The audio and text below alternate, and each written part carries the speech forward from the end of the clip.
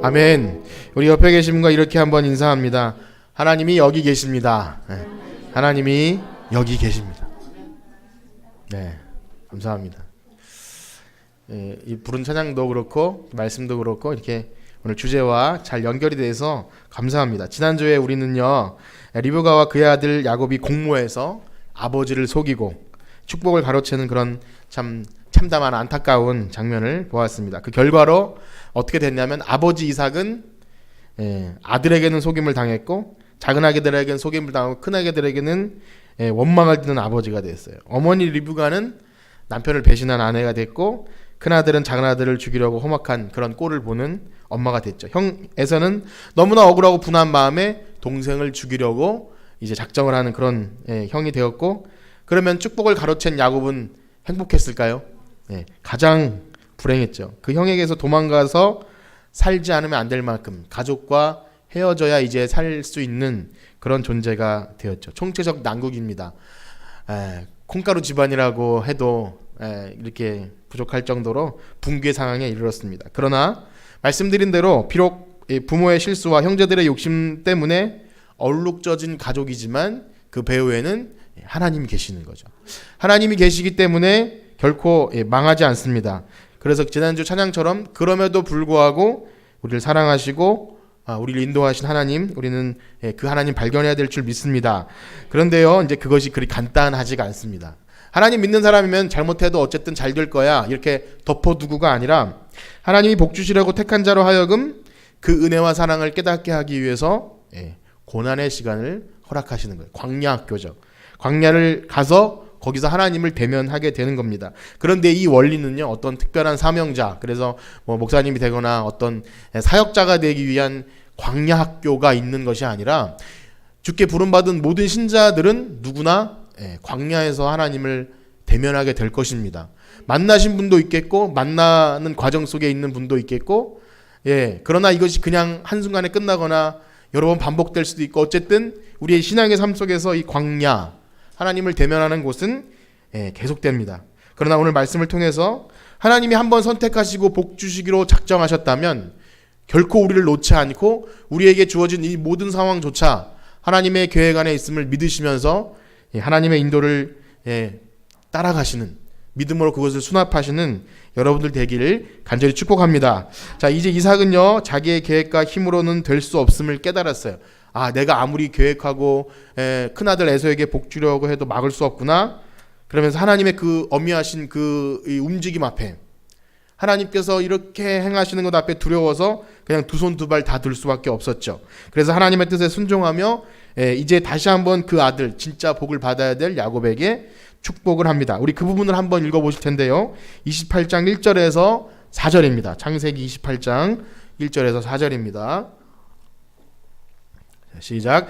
이삭이 야곱을 불러 그에게 축복하고 또 당부하여 이르되 너는 가나안 사람의 딸들 중에서 아내를 맞이하지 말고 일어나 밧단 아람으로 가서 내 외조부 부두엘의 집에 이르러 거기서 내 외삼촌 라반의 딸 중에서 아내를 맞이하라.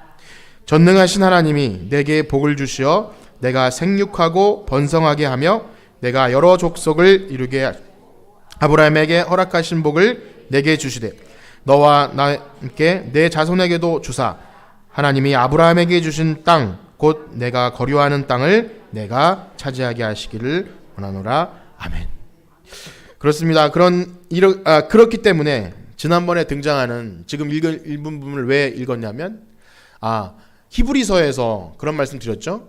믿음으로 이삭이 그 자기 아들 야곱을 축복했다. 이 부분을 설명하면서 처음 모습만 보면 이상한 거죠. 분명히 이삭은 믿음 그런 걸 떠나서 자기가 좋아하는 아들 에서를 복주길 원했고 야곱에게 속여서 어쩔 수 없이 준 건데, 지금 이 28장 1절에 4절 말씀 보니까 이젠 받아들이는 거죠.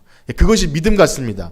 나의 계획과 생각은 아무리 이랬다 할지라도 어미하신 하나님의 역사하심이 앞에 막 나를 이렇게 막 이끌어 가실 때 끝까지 버티고 가시체를 뒷발질하는 것처럼 그렇게 버티고 하는 게 아니라 순종하고 내려놓는 것, 그것이 믿음인 줄 믿습니다. 오늘도 믿음인 줄 믿습니다. 그래서 좀 이상하긴 하지만 결국 우리의 믿음은 그런 거예요. 내가 막 믿음이 엄청 좋아서 앞서가고 그런 게 아니라 내 힘으로 안 되는구나. 결국 하나님의 계획대로 되는구나. 그것을 받아들이고 그렇게 하는 거죠. 그러기 위해서 정말 나의 욕심을 내려놓기 위해서는 뭐가 중요하냐면 계속 말씀드린 것처럼 이 기도와 말씀. 그래서 제가 큐티 책을 선물로 드렸는데 그것처럼 이렇게 조금이라도 보시면서 나의 삶을 이렇게 돌아보시고 제가 뭐 했는지 안 했는지 여쭤보진 않겠습니다. 선물이었기 때문에 뭐 버리시든지 알아서 하셔오고 제가 잠깐 이게 물어봤는데 하고 계시냐고 물어본 집에는 아내가 받은 사람은 남편에게 던져줬고 남편이 받은 사람은 하라고 이렇게 줬는데 어떻게 될지 모르겠습니다. 어쨌든 뭐 거기다 일기를 쓰셔도 좋고 아니 이거 어떤지 좋지만 읽고 하나님 말씀이 그렇구나. 거기서 조금이라도 내 마음에 감동이 된다면 그것으로 하나님이 나를 인도하시는 것을 깨닫게 되죠. 자, 그런데 야곱의 축복의 내용을 다시 한번 우리가 자세하게 살펴봐야 됩니다. 그 내용이 어땠냐면 크게 두 가지인데 첫 번째는 가나안 사람의 딸들 중에서 아내를 취하지 말라는 것, 또 하나는 이 아브라함에게 주신 복을 다시 강조합니다. 아브라함에게 주신 복, 그 다음에 땅 자손을 얻겠다는 내용이 반복됩니다. 여러분 우리가 창세기를 쭉 보면서 혹시 벌써 잊으셨는지 모르겠지만 가나안 사람, 뭐 가나안 사람의 딸 하면 여러 가지를 생각나게 하죠. 가장 먼저 어디서 이것을 이렇게 힌트를 얻냐면 노아의 세 아들 중에서 셈과 함과 야벳, 그 중에서 아버지가 이렇게 술 취해서 잠든 것을 덮어주지 못한 그 함을 이렇게 표현하죠. 가나안의 아버지 함, 기억하십니까? 그러면서 은근히 이제 이스라엘 백성에게 이제 출애굽한 이스라엘 백성이 가나안 땅에 들어가는 게 그 대상에게 창세기가 쓰여졌다 그랬잖아요. 그들에게 은근히 이 가나안 족속의 어떤 그런 범죄들을 드러낸다 그랬어요. 그리고 역시 아브라함이 자기 아들 이삭의 아내를 구해주러 종을 보낼 때 이렇게 당부합니다. 가나안 사람의 딸들 중에서 아내를 취하지 말고 이렇게 바단 아람으로, 그때도 그 메소포타미아로 가라고 그렇게 했죠. 이것이 그냥 뭐 이쪽 동네는 안 되고 저쪽 동네만 돼 이런 것이 아니라 하나님의 순결한 백성을 얻기 위한 어떤 이 거룩함을 드러내는 것이었죠. 뭐 이 여인이나 저 여인이나 사실은 뭐 셈 족속도 아니고 뭐 어떤 이렇게 써여 있는 것도 아니에요. 본질적으로 뭐 이렇게 다른 그런 것이 아니라 어떤 마음가짐이겠죠. 그래서 이렇게 구분한 것, 또 한 가지가 방금 말씀드린 대로 이제 출애굽한 이스라엘 백성들이 가나안 땅에 들어가는 데 앞서서 다시 한번 우리 이 민족들이 어떻게 하나님의 백성의 약속을 지켜내기 위해서 거룩함을 이렇게 유지해 왔는가, 이런 교훈이 함께 들어 있습니다. 자, 그러나 그 형 에서는 어떠했냐면 우리가 잠깐 말씀드렸지만 뭐 에서가 주인공이 아니기에 별로 이렇게 중요하게 다루지 않았지만 벌써 두 번씩이나 에서는 먼저 두 아내를 이렇게 그 동네에서 헷 족속이나 이렇게 좀 이방인들과 얻어서 자녀를 낳으니까 그 엄마가 너무나 힘들어했어요. 그리고 또 오늘 28장 바로 전 27장 마지막에도 어떤 표현이 있냐면 그 엄마가 리브가가 참 내 삶이 재미가 없어졌다 이렇게 표현을 하죠. 리브가가 참 다혈질인 것 같아요. 임신했을 때도 내가 이래서 살 수 있을까 이런 표현을 했었는데 여기서 지금 그 큰아들 에서가 이렇게 또 결혼을 이방인과 하니까 정말 내 삶이 재미가 없다. 참 그런 다혈질 리브가를 발견하게 되는데 이것이 왜 중요하냐면 아브라함의 약속 그 복은요 그냥 당대에서 잘 먹고 잘 살고 땅을 얻고 자녀를 많이 낳는 것이 아니라고 여러 번 강조드렸어요. 이것은 뭐냐면 결국 하나님께서 자기 백성에게 주실 하나님 나라, 그리고 거룩한 하나님의 백성, 이 땅에 보이는 땅과 사람이 아니라 하나님께서 거룩하게 구별하시고 선택해서 불러내시는 하나님 나라와 하나님 백성을 이루어 나가시는 그 출발점이 되는 거예요. 그리고 결국 그것은 어디서 완성되냐면 바로 예수 그리스도, 거룩한 씨 예수 그리스도를 통해서 완성이 돼야 되는데 이게 자꾸 곁길로 가려고 하지 않습니까? 막 이스마엘을 낳고 여기서는 야곱으로 가야 될 것이 에서로 가고 막 이렇게 꼬인다는 거죠. 그러나 결국 그것이 제자리로 돌아오는 거예요. 그렇기 때문에 이삭이 그전에는 눈이 희미했다 그랬죠. 그것이 그냥 육체적인 눈이 아니라 뭔가 하나님의 계획과 방법들을 희미하게 잃어버렸다가 정신을 번쩍 차린 거예요. 내 힘으로 안 되는구나. 하나님 결국 복 주시려고 하는 쪽으로 가는구나. 그래서 결국 아버지는 그걸 깨닫고 아브라함 할아버지, 자기 아버지죠. 아브라지에게 주신 약속, 또 아버지가 자기한테 한 약속을 다시 생각해서 그 박통을 이어가는 겁니다. 야곱에게 그래 아버지 아브라함의 복 그런 것들을 이제 너가 이어갈 것이다. 결국 하나님께서는 인간의 실수와 연약함에도 불구하고 제자리를 찾아갑니다. 그러니까 우리 여러분 너무 두려워하거나 걱정하지 마십시오. 뭔가 꼬이는 것 같고 지금 드라마를 보면 너무나 꼬이게 해놔서 결과가 어떻게 될지 참 두려운 것들이 많지 않습니까? 우리의 삶은 드라마보다 더 꼬이는 상황도 많이 있어요. 그러나 하나님께서 우리를 붙들고 가고 계신다면이 아니라 계시기 때문에 우리의 삶은 결국 옳은 길로 돌아갈 줄 믿습니다. 그러는 와중에 이 동생에게 복을 빼앗긴 형의 모습이 좀 안타까워서 그냥 넘어갈 수 없어서 잠깐 살펴보기 원하는데요. 6절부터 9절까지 한번 읽어보도록 하겠습니다. 28장 6절에서 9절입니다. 시작.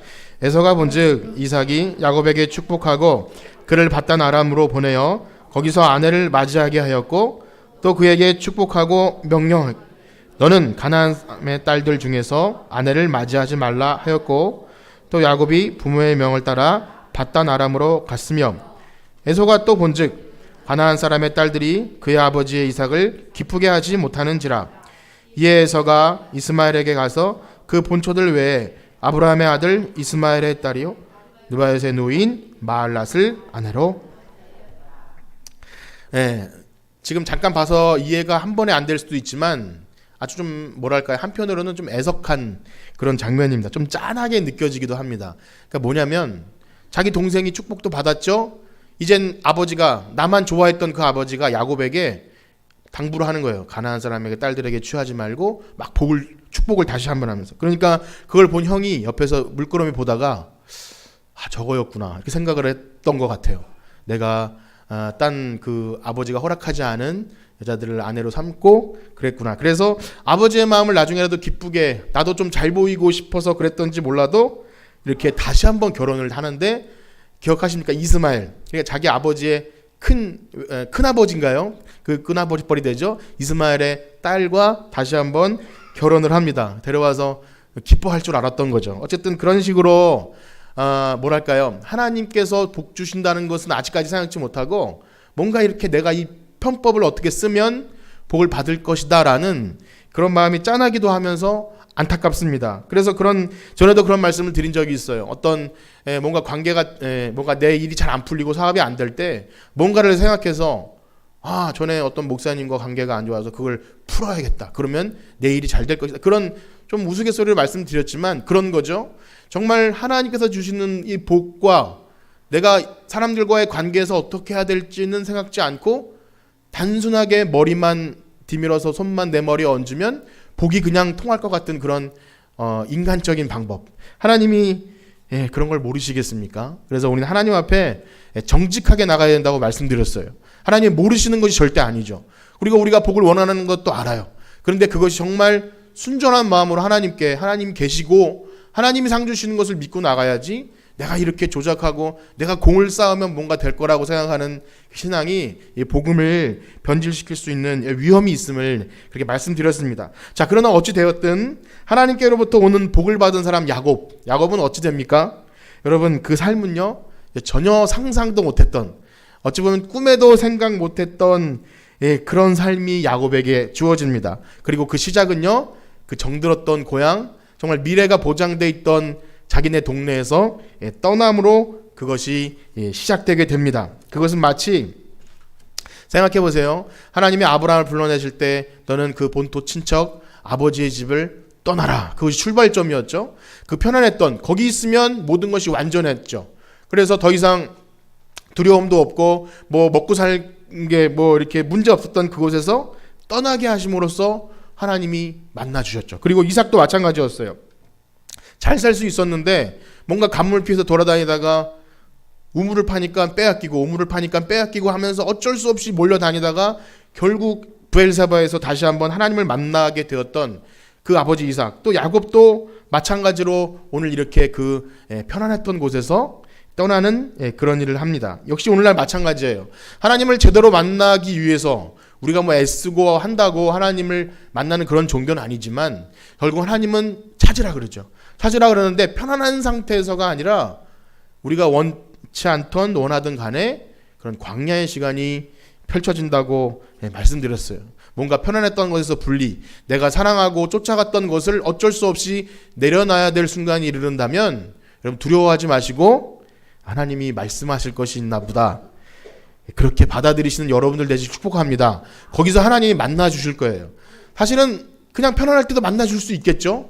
그러나 우리의 연약한 죄성과 우리의 참 세속적이고 뭔가 여기 머물고 싶어하는 그런 마음들은 하나님의 뜻을 생각하기 굉장히 어렵습니다. 전혀 불가능하다는 말은 아니지만 어렵다는 거예요. 그러기에 하나님은 어쩔 수 없이 우리를 그 독수리가 자기 새끼를 교육시키듯이 떨어뜨리고 날아가서 날개로 받아내고 하는 그것을 하게 하시는 거죠. 자, 그래서 10절부터 12절 말씀을 한번 읽어보도록 하겠습니다. 시작. 야곱이 브엘세바에서 떠나 하란으로 향하여 가더니 한 곳에 이르러는 해가 거기서 유숙하려고 그곳에 한 돌을 가져다가 베개로 삼고 거기 누워 자더니 꿈에 본즉 사닥다리가 땅 위에 서 있는데 그 꼭대기가 하늘에 닿았고 또 본즉 하나님의 사자들이 그 위에서 오르락 내리락 하고. 아멘. 하란까지는요, 전에 아브라함이 그 이삭, 야곱의 아버지죠, 이삭의 아내를 구하기 위해 종을 보냈던 바로 그 동네이죠. 그래서 한 달 넘게 걸리는 굉장히 먼 거리를 이제 가는 겁니다. 그 노정 속에서 여기 베델이라는 곳은 한 이틀 정도 걸어간 거죠. 뭐 모르겠어요. 낙타를 가지고 갔는지 뭔가 이렇게 살림살이를 가지고 갔는지 모르지만 정황상 볼 때 돌을 베고 자는 상황을 볼 때 아무래도 급하게 나오느라고 뭐 그렇게 넉넉하게 가져 나온 것 같지도 못합니다. 아무튼 외로운 상황. 그리고 여기 한 곳에 이르려고 하는 때 이 뜻은 뭐냐면 전혀 예상치 못하다가 가다가 그냥 해가 지니까 어쩔 수 없이 그곳에서 유숙할 곳을 찾았다는 것입니다. 그러니까 그런 거죠. 생존을 위해서 죽기 살기로 도망 나온 노숙자가 된 거예요. 노숙자, 도망자, 노숙자. 그래서 멀리 집에서 떨어져야 살 수 있는 그런 상태. 그러나 예상치도 못하게 거기서 하나님을 만나게 되죠. 이제까지 말로만 듣던 그 하나님, 아버지에게 말로만 듣고, 여러분 생각나시나요? 야곱이 그 아버지 이삭이 너 어떻게 이렇게 속히 잡아왔느냐 할 때 뭐라 그럽니까? 아버지의 하나님이 이렇게 속히 잡게 하셨습니다. 그러니까 하나님 하면 뭐냐면 그냥 내가 이용해 먹는, 그냥 아버지 하나님이라고 말할 수밖에 없는, 멀리 있는, 듣긴 들었지만 한 번도 만나보지 못한 그런 분이죠. 그런데 여기서 드디어 하나님을 만난 거죠.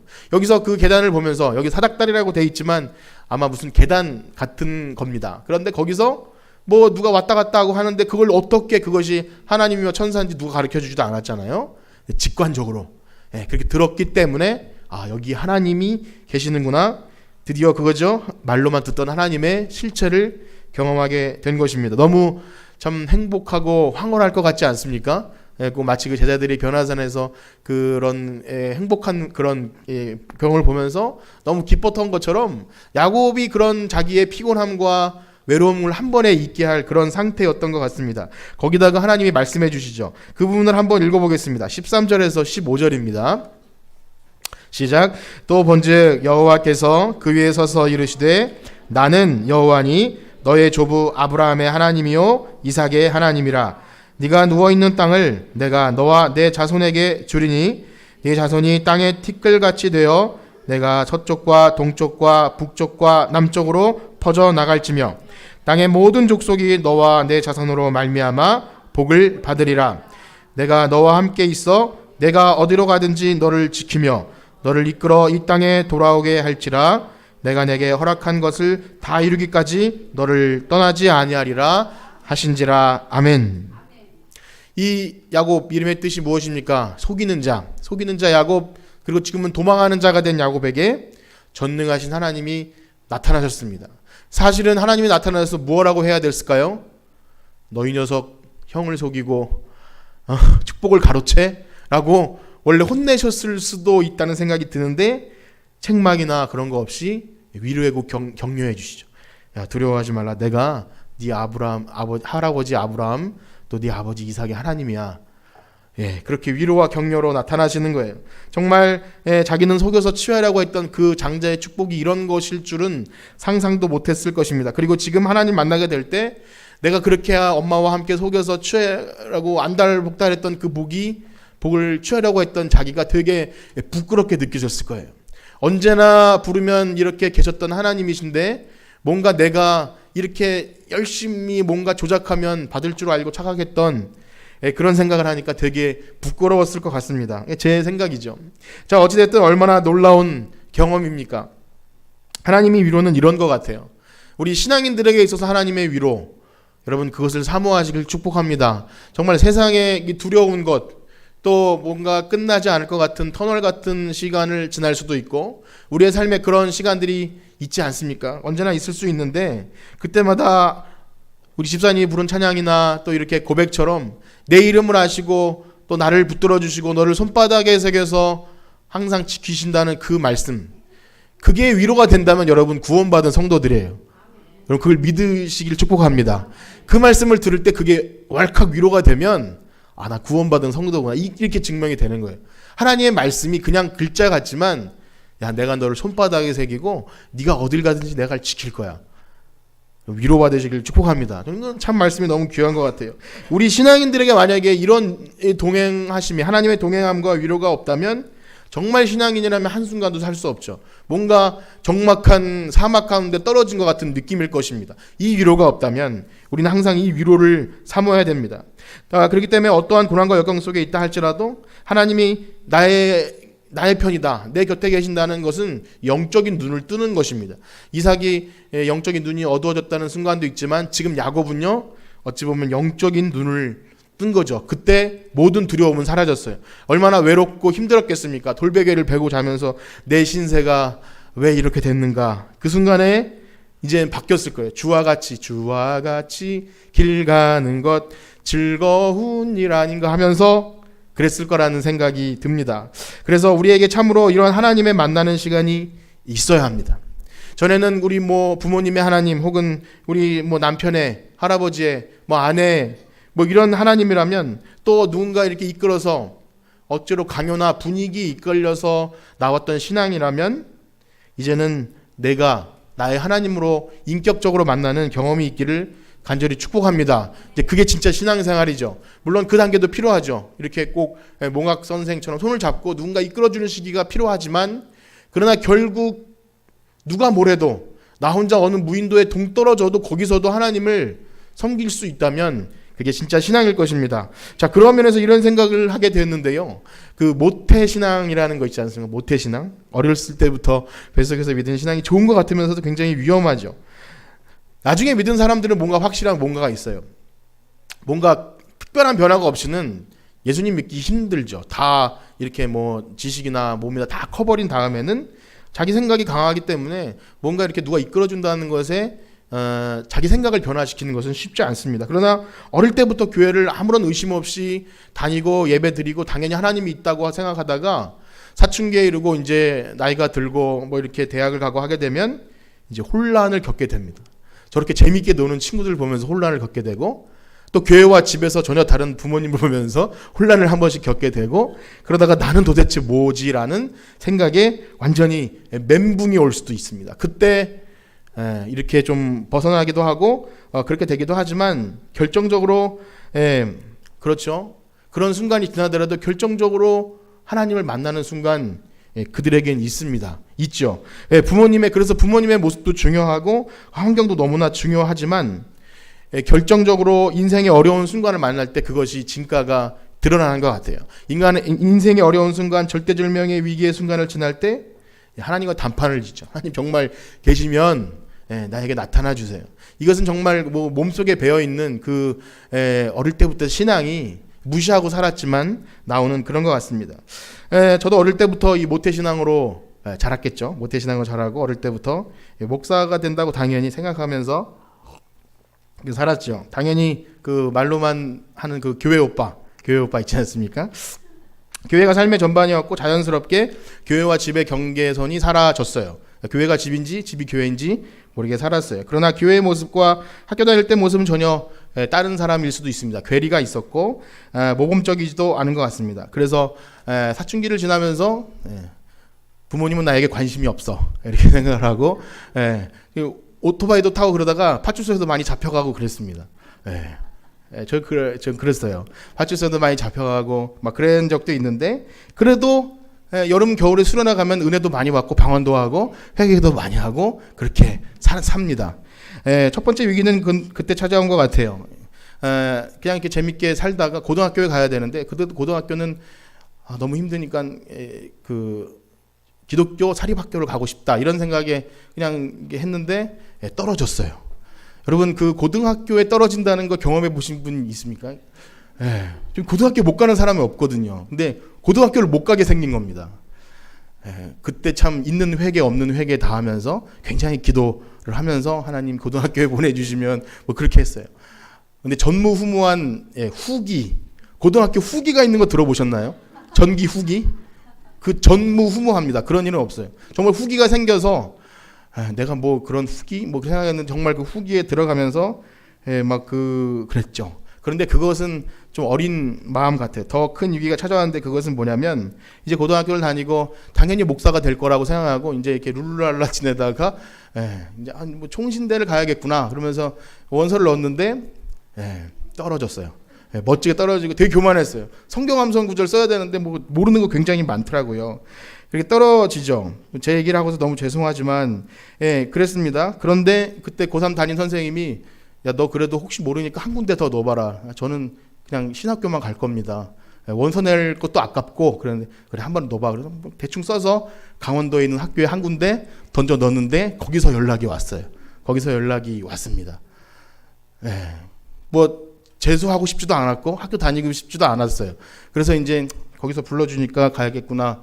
뭐 사당동에 가는 시간이나 그쪽 가는 시간이나 시간은 비슷하고 그래서 생각이 나면 눈이 굉장히 많이 오는 날 귀에다가 카세트 그 이어폰을 끼고 푹 눌러 쓰고 내 인생은 이제 어떻게 되는 것인가 하면 그런 기억이 남아 있어요. 그러면서 참 뭐 창피하기도 하고 당연히 내가 이곳에 가야 되는가라는 그런 두려움 속에 사로잡혔죠. 그러나 계획하지도 않은 그런 던져진 삶, 극한의 외로움을 경험했어요. 내가 얼마나 교만했는지 그런 것도 발견하게 되면서 전혀 준비 없이 갔기 때문에 뭐 기숙사 신청도 하지 않아서 잘 곳이 없어서 거기 그 산 넘어서 어떤 폐가에서 이제 하룻밤을 자고 그랬는데 그런 적도 있습니다. 어쨌든 그런 적도 있는데 그러면서 많은 생각을 하게 됐죠. 근본적으로 나의 존재에 대해서, 나의 신앙에 대해서 내가 뭐 신앙이 과연 있는가 부터 시작해서 하나님이 계시면 내가 왜 목사가 되어야 되는가 이런 것들을 생각할 시간이 필요했던 거예요. 그냥 자연스럽게 그냥 우연히 그냥 이렇게 나는 이런 기독교 가정에 태어났으므로라고 했다면 제가 고등학교 나오고 신학교 나온 친구들을 만나봤을 때 굉장히 교만해요. 굉장히 교만하고 제가 뭐 비판할 수는 없지만 그런 거예요. 제가 그렇게 경멸이 여겼던 술 마시는 친구들 사이에서 이렇게 앉아 있으면서 내가 여기 왜 앉아있지라는 그런 생각도 해보고 하다가 어떤 신앙의 선배들을 만났는데 여러분 아까 모태신앙 얘기하지 않았습니까? 모태신앙이 뭐냐고 저에게 물어보는 거죠. 모태신앙 어릴 때부터 전 교회 잘 다녔어요. 모태신앙이 왜 모태신앙인지 아니? 못해서 모태신앙이야. 못해. 그러는 거예요. 그러면서 철저히 완전히 바닥부터 깨지는 거죠. 가서 나 전도할 수 있냐고 물어보는데 그 대학에 많은 그 노는 아이들 그 연적지라는 연못 옆에 그 벤치에 앉아 있을 때 가서 예수님 믿으라고 말할 수도 없는 거예요. 너무 부끄러웠죠. 거기서 내가 뭐 어떻게 무슨 목사가 되겠나. 그래서 전도하기를 시작해 봤고 성경 보는 걸 시작해 가면서 근본적으로 하나님을 이제 경험하게 되는 겁니다. 어쨌든 길게 드릴 수 없어서 이렇게 말씀을 드리는데 그런 거예요. 군대 갔을 때도 그렇고 극한의 외로운 순간 속에서 던져졌을 때 거기서 나의 하나님을 부를 수 있는가? 여러분 그것은 우리에게 절대절명 위기의 순간이고 너무나 힘든 순간인 것 같지만 그때 하나님 우리를 만나주는 줄 믿습니다. 그래서 여러분 그런 쪽으로 우리를 뭐 밀어 넣을 필요는 없어요. 우리의 삶은 순간적으로 위기의 상황이 찾아와요. 아무리 편안할 때도요. 순간적으로 기분만 살짝 나빠도 이래서 못 살겠다라는 생각도 때로는 많이 듭니다. 그래서 그때마다 우리는 경험하죠. 나의 성정으로는 안 되는구나. 내가 내 성격으로 내가 뭐가 돼서 신앙생활한 게 아니었구나를 경험하게 됩니다. 그때마다 하나님께서 나를 지키셨다는 것을 깨닫게 되죠. 15절에 보면 네가 어디로 가든지 너를 지키고 라는 말씀을 들으면 한편으로 생각하면요. 아니 하나님 나를 지키실 거면 그냥 어디로 보내지 말고 여기서 지키시죠 라는 생각을 할 수 있는데 하나님은 그렇게 하십니다. 우리를 보내시죠. 떠나보게 하시고 광야로 가서 거기서 우리를 만나주시는 것입니다. 자, 그러므로 여러분 하나님께서 우리를 광야의 시간을 지날 때 두려워하지 마시고 저는 그런 군대에서도 그런 성경 암송한 게 그래도 힘이 되는 거예요. 사망의 음침한 골짜기를 지날 때라도 두려워하지 않을 것은 주께서 나와 함께 하십니다. 시편 3편 6절에 보면은 천만인이 나를 에워쌀지라도 두려워하지 않는다. 그 다음에 여러분 큐티 책도 잠깐 깨알 광고를 드리면 이번 주에 시편 120편을 읽었는데 낮의 해와 밤의 달이 나를 상치 않으리. 그 읽으신 분 혹시 계신가요? 조그맣게 손들어서 아무도 표현 안 해주시는데 그 이번 주에 그 말씀이었어요. 낮의 해와 밤의 달이 나를 상치 않으리. 여호와는 나를 지키시는 이시니 그가 나를 도우시리라. 이렇게 말씀해 주시는 거죠. 그래서 결국 야곱은요 그 순간 그의 삶이 변합니다. 우리 16절에서 19절 말씀을 한번 같이 읽어보도록 하겠습니다. 시작. 야곱이 잠이 깨어 이르되 여호와께서 과연 여기 계시거늘 내가 알지 못하였도다. 이에 두려워하여 이르되 두렵도다. 이곳이요 이것은 다름 아닌 하나님의 집이요 이는 하늘의 문이로다 하고 야곱이 아침에 일찍 일어나 베개로 삼았던 돌을 가져다가 기둥으로 세우고 그 위에 기름을 붓고 그곳 이름을 베델이라 하였더라. 이 성의 옛 이름은 루스더라. 그렇습니다. 생전 보지도 못한 곳에서 하나님을 만나는 거예요. 그냥 거기 있어야 하나님 만날 줄 알았는데 생전 보지도 못하고 예상치 못한 곳에서 하나님을 만나게 될 때 무슨 생각을 하냐면 여기가 하나님이 계시는 거예요. 옆에 계신 분과 한번 인사합시다. 여기 하나님이 계십니다. 예. 어느 곳에도 하나님은 계셔요. 그리고 그곳이 성전입니다. 내 주 예수 모신 곳이 그 어느 나라 어디가 하늘나라가 되는 거죠. 여기 루스라는 동네 이름은 원래 피난처라는 그 이름이고 베델은 하나님의 집이 됩니다. 그래서 어디 가서든지 하나님께서 우리를 만나줄 수 있고 하나님의 역사를 볼 수 있는 겁니다. 그리고 야곱이 이제 하나님께 서원합니다. 요 한 구절 더 읽어볼 텐데요. 20절에서 22절 야곱이 하나님께 서원합니다. 시작. 야곱이 서원하여 이르되 하나님이 나와 함께 계셔서 내가 가는 길에서 나를 지키시고 먹을 떡과 입을 옷을 주시어 내가 평안히 아버지 집으로 돌아오게 하시면 여호와께서 나의 하나님이 되실 것이요 내가 기둥으로 세운 이 돌이 하나님의 집이 될 것이요 하나님께서 내게 주신 모든 곳에서 10분의 1을 내가 아멘. 야곱의 이러한 서원을 볼 때 우리의 신앙에도 결단이 있어야 할 줄 믿습니다. 우리의 결단은 약하죠. 그래서 그런 우스갯소리를 합니다. 작심삼일이라고. 그러나 작심삼일을 3일마다 하면 된다고 또 그런 말씀도 있습니다. 어찌되었든 우리 연약하지만 제가 큐티를 다시 시작하는 동기가 이 설교를 제가 하면서이지만 전에도 몇 번 했고 학생 때도 했지만 멈춥니다. 그럼 다시 시작하려면 하다가 또 못하겠지. 성경 읽기를 새해 시작하면 창세기, 출애굽기, 레위기 하다가 끝나지 않습니까? 또 여러분 뭐 기도하기로 생각했다가 중간에 포기하고 그러잖아요. 여러분 기도 쉬는 사람 쉬는 분이 계시면 금요철에 좀 잘 나와 주세요. 한두 번 나와도 괜찮습니다. 그러나 마음에 뭔가 감동이 왔을 때 시작하면 하나님이 이끌어 가실 줄 믿습니다. 야곱의 그 약속이 어떻게 보면 좀 얍삽해요. 만일 저를 다시 돌아오게 하시면 그렇게 하죠.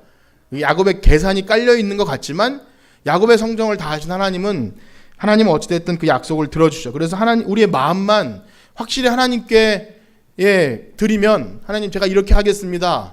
그것이 어떤 계산인 것 같고 또 약간 얍삽한 것 같아도 하나님께 우리의 마음만 드리면 하나님은 결코 우리 잊지 않으고 그 기도를 들어줄 줄 믿습니다.